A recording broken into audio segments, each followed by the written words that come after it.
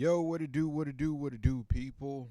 It is your boy, the Angry Trucker, aka the More About Nothing channel slash podcast slash reaction. And today, tonight, we're about to get into something kind of serious. You know, um, this is something that a lot of people have been discussing, a lot of people have mixed feelings about, and time for us to we gonna let's I want to know y'all opinion, man. I ain't gonna do too much talking, but is do we need the Department of Education? This is a really big topic, and I mean, a lot of people are discussing this, from school teachers to um, ex teachers, people that live in different communities. So let's see what it's all about. Let's learn together, okay? I want to learn with you. Hopefully, y'all want to learn with me, and I thank you for taking the time to be here. So let's get into it. Welcome back. With a new administration set to begin just 40 days from now, American education is poised for some potentially monumental changes. President-elect Trump has proposed sweeping reforms, from eliminating the Department of Education to cutting federal funding for schools that teach critical race theory. He's also pushing to expand school choice programs, something teachers unions and many Democrats say would undermine the public. All right, let's start right there. Let's be fair with something first. When it comes to school choice, let's not act like this is new, because school choice has been going on for a while now. They just been doing it in a different way. Um, the way that I have seen it done, I have seen it done when it comes to sports. Example: star basketball player wants to get a good look. He gets a scholarship, quote unquote, to go to this other high school that is in another state, where the parents get a nice little house, or their tuition at the high school, which is nuts, because I have heard of that at a few high schools, what they call them, like they're private or whatever. They get these vouchers to go, and this kid that is a star player on the basketball team all of a sudden gets to travel around, where this school has connections with this college. Like, okay, this is a great example. In my hometown, right, you have Thomas County Central, and you have this other school called Brookwood. Brookwood is a very predominantly rich school. A lot of kids would go from Central or Thomasville High, which is the school where I'm from, and they would go to Brookwood. And from Brookwood, they'll like really have a backdoor access to Auburn University henceforth, or another D1 school. Like, I done seen some crazy stuff happen with kids who went to Brookwood. It happens in Atlanta a lot, where this kid will leave this high school, go over here. This is a whole different district. You're not supposed to go to that school, but guess what? You did, because you was a great quarterback that did not get playing time at this school. That is school choice, people. Happens all the time. Public education system. The woman who wants to oversee all of this is former pro wrestling executive Linda McMahon, his choice to lead the Department of Education. It follows 4 years helmed by Education Secretary Miguel Cardona, in which the department grappled with difficulty reopening schools. I'll admit, it's kind of funny how they do that when they say the pro wrestler. We don't know this lady. I mean, that is all we know, is just her TV persona. However, let's not act like WWF, which is now WWE, is some two-bit business. This man has been running this company since the 80s, or probably earlier than that. I think it was given to him by his father or something, Vince McMahon, and she's been helping him run it. Like, this ain't no small company. People could come with the jokes all they want to, but these are still business people at the end of the day. They know what they're doing. I hate the jokes. I really do.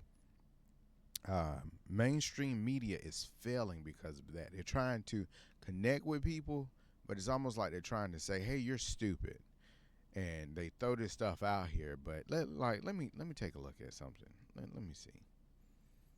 Let me look at this because this is gonna bother me. How long has the WWF / WWE been in business?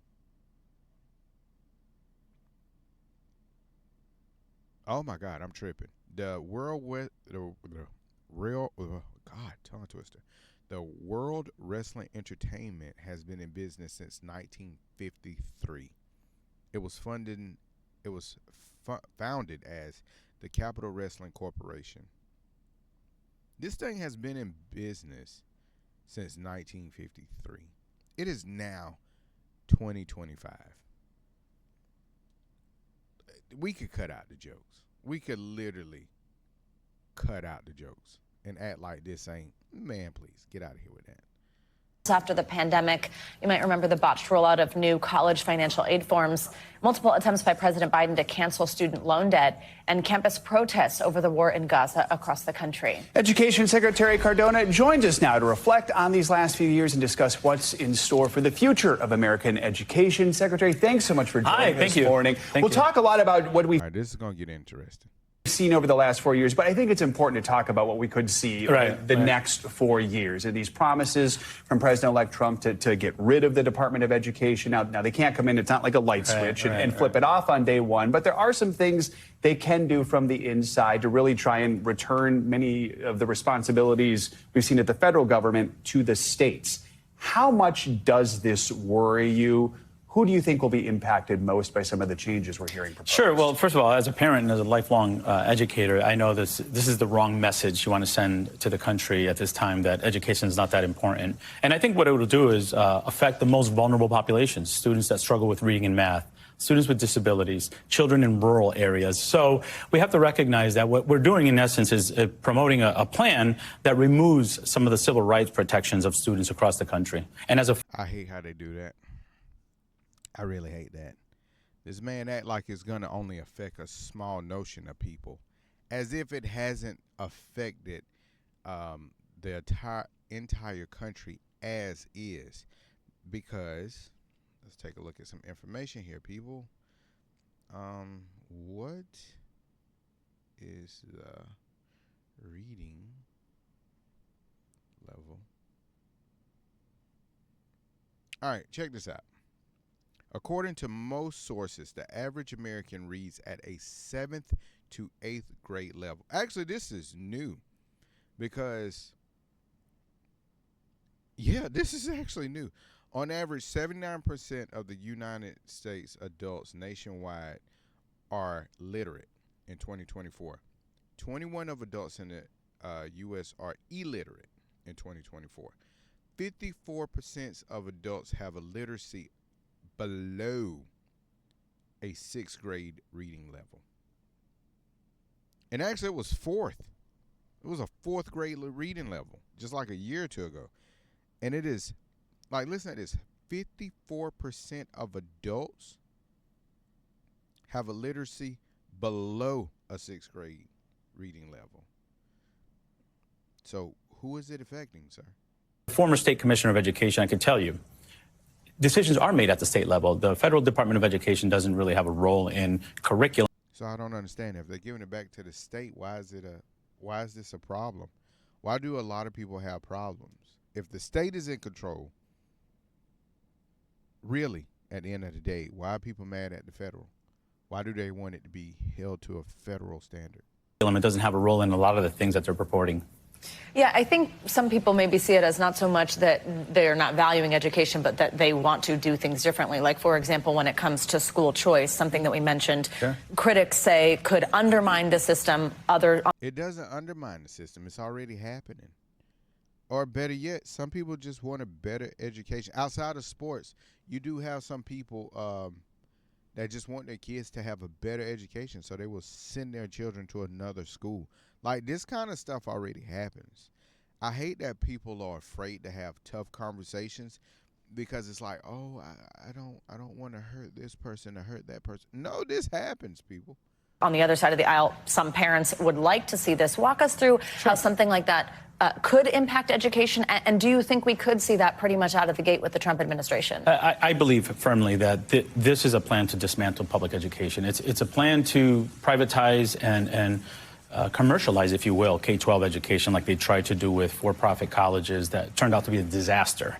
So, public education is not for sale. I'm totally fine with school choice. I think parents should choose where their children go to school. What I don't agree with is taking public education dollars to fund vouchers in schools that don't accept all students or can't meet the needs of all students, in particular students with disabilities. So totally fine with school choice, but not at the expense of public education. Let's talk about student loan relief. According to your own department's data, your administration forgave $166 billion in loans, a huge number. That's despite the Supreme Court ruling against the president's plan. You constantly saw this pushback about it from Republicans.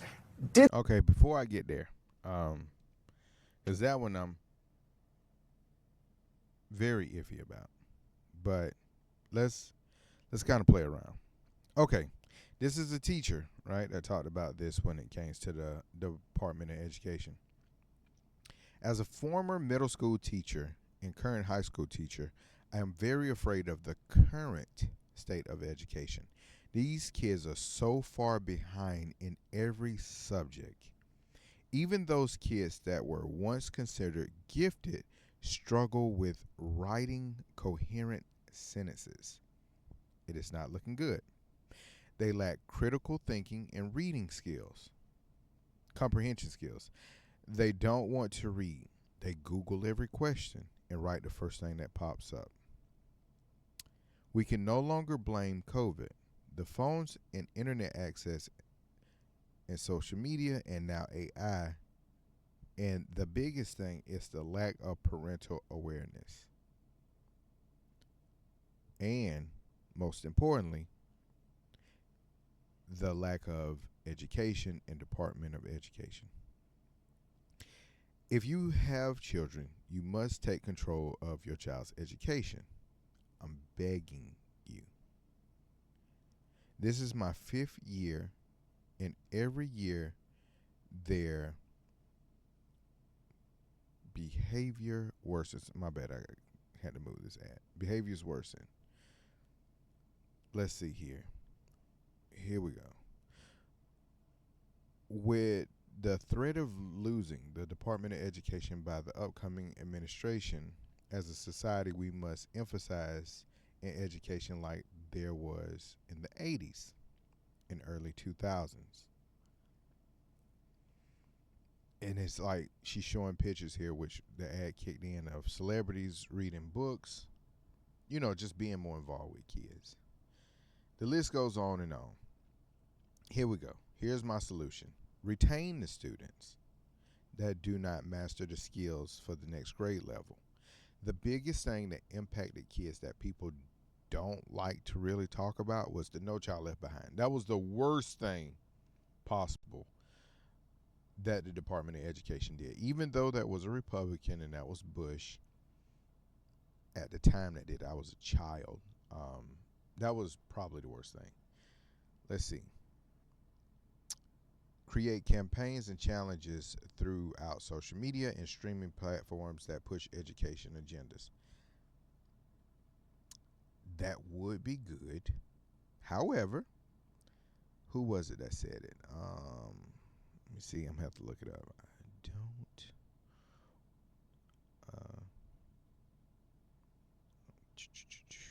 Let's see here. All right. Because it's this person. Let me see. That was the quote by John D. Rockefeller. I don't want a nation of thinkers, but workers. Yeah, see, that's Department of Education's failing. They need more workers. They hate people that think. The main thing, she said the third, but the main thing is parents need to step it up. Most start strong in elementary, but then loosen in middle school and high school. Here's the thing, man. Everything starts at home. Literally, everything starts at home. The child's first teacher is the parent. And all we can hope for is that, that child comes from a good home. Like I hope you came from a good home. And if you didn't, God knows I feel bad, and I am empathetic towards you, and I'm sympathetic towards you. And please don't let that continue to move on to the next generation. You could be the biggest pause to stop that and create something totally new for your children, and then they'll do it with their children, and it'll go on. You would rebirth. What's the correct word? You would rebirth a new tradition. There we go. You would stop the trauma and the curse, and you would birth a brand new tradition of love and learning and education, because caring is sharing. You know what I'm saying? So be the difference that you wasn't. I ain't gonna be too long with y'all. Just wanted to kind of just go over this right here. I know this is something big. Hopefully you care. I don't know if you do. It's I know everything can't be all ratchet. You know what I'm saying? So I took a little different approach this time, but I'm gonna get back to it though. You got my word. I just wanted to kind of step outside of the box just a little bit, just a little smidget. You know what I'm saying? But hey, man, this is the More About Nothing. Thank you for sitting here with the Angry Trucker. You thinking I say it, and I'm proud of each and every one of you, man. Just remember that. And I would like to know your thoughts and opinions when it comes to the Department of Education. Do you feel that we are in a good space, especially in the black community? How do y'all feel from an educational wise? Do you think we're good? Do you think we could continue this path and trajectory? That's funny. Trajectory that we're on, or do you think we could step it up and do better? Really want to know your thoughts and opinions, man. Just let me know what you think. Put it in the comments. Thank you, and good night. Have a blessed one.